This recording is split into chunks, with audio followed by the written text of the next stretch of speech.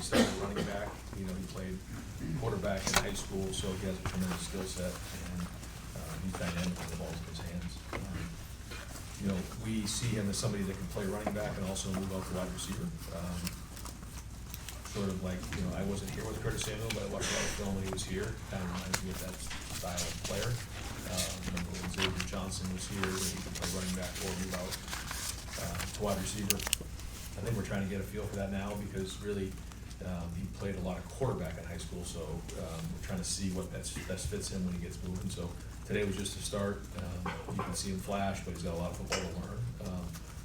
But it was good to get these guys out here, 51 new faces, so we got a lot of film to watch and get to work on. Or havoc defensively. We spent a lot of time on ball disruption and creating turnovers. I think we would all say we'd like to create more turnovers. It's something that Matt and our whole defensive staff believes in, and so there's always a give and take when it comes to like how aggressive you want to get to sort of force the action, but there's also just the idea of punching at the ball, creating PBUs, tip balls, sacking the quarterback, those types of things. So all that comes into play and all part of the discussion. I think with this group, because we have lost some pieces from the defense. We'll have to look to see if our percentages change on how much we pressure or not pressure. But then you also put yourself at risk of explosive plays the more you aggressive you get. So there's a give and take. But I can tell you there's a huge emphasis to create turnovers like there is every year. And we jumped on it today, and we'll continue to do that. We're trying to get as many reps as we can. Right now, I think there was over 110 guys on the field today. And when you're doing that, that's typically like a preseason practice. So there's going to be times where we want to get a couple fields going and get as many reps as we can. When that's the case, then we can move some guys and interchange pieces, which is something philosophically we felt was always important to be able to do that. You see Josh Padilla play guard or center. You've seen Carson play multiple positions. But it's something that we want to see if we can get the best five out there. But then 6, 7, and 8 typically have some versatility in there. So yeah, we want to get Ian some guard work and some tackle work. Austin will mostly be a tackle, although we've seen him play guard before. Gabe will mostly be a guard. Josh will play some center and some guard.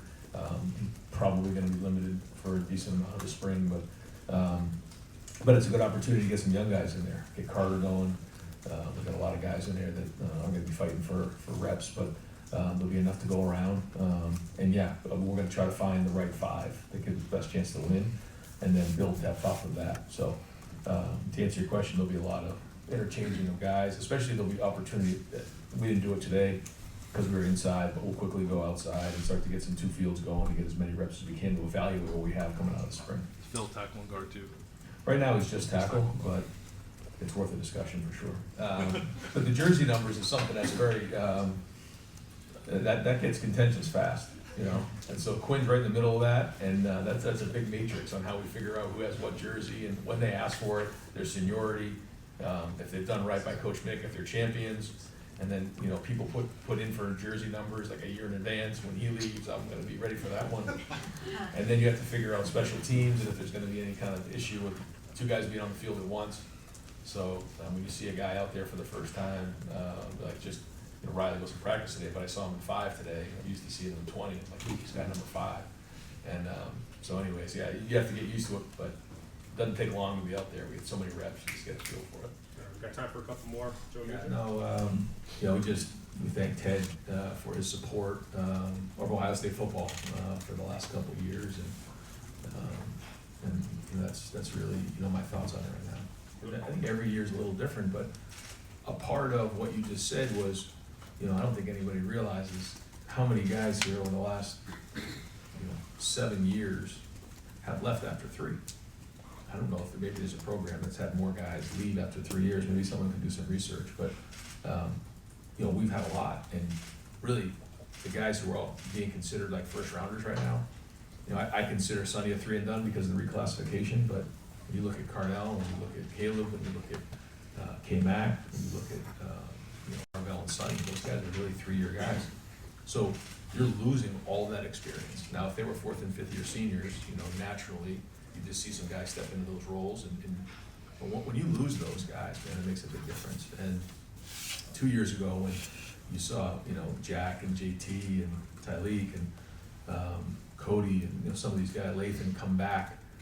They were already within the program and we were veteran that way. When you see guys who are going to be seniors walk out the door, the first thing you gotta do is you gotta get some more veteran guys in that room, or else you're just constantly young. I felt like we were a little young this year, quite honest. And so when you go through it and you get some more senior guys in there, it's just a different approach. We felt like we needed that. So I think when you look at the guys who actually left and the guys that came in, I think there's a significant, matrix out there, or, some sort of analytic that shows, in terms of how our number of games played and age gap went up maybe a year and a half or 2 years.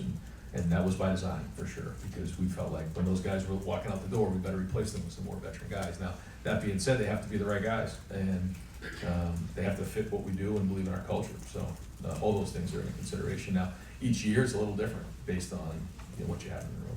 Got time for